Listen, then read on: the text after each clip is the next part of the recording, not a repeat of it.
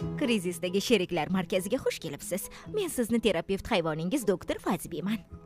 Greg, biz bu haqida gaplashganmiz. Bu Marlinga noqulaylik tug'diradi. To'g'rimi? Va Fransisko, Clark sichqon bo'lishi mumkin, lekin u avvalo sening sheriging. Bugun esa bizda yangi juftlik bor. Bizga o'zingiz haqingizda gapirib bera olasizmi? Marhamat. Xo'sh, biz rasman sherik bo'lganimizga endi bir hafta bo'ldi. Bugun yubileyimiz. Yomon emas, hatto a'lo. Axir derli shaharni qutqardik. Biz bu yerga tushishimiz katta bir xatolik xolos. Endi e'tibor bering.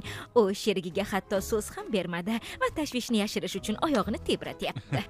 Va mana tashvishning sababi nimada? Beg'amlik niqobini taqib olgan, emotsional jihatdan hali yetilmagan hamroh. Yaxshi, hozir esa jamoalarni qarshi olishni boshlaymiz. Afsuski, Karen Jolining tabassumini tahdid deb qabul qilyapti. O'zingni bos. Karen, kimdir shlankni olib kelsin.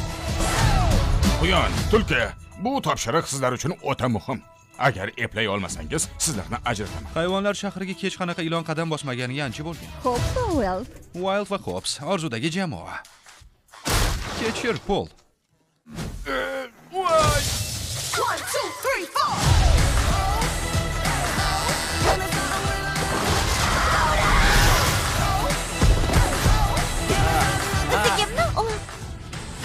Nima qilyapsan?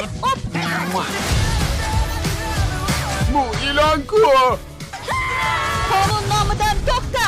Men afsusdaman. Quloqlarimni tortma. Quloqlarimni tortma. Men oilamga yordam berishim kerak. Kadabum.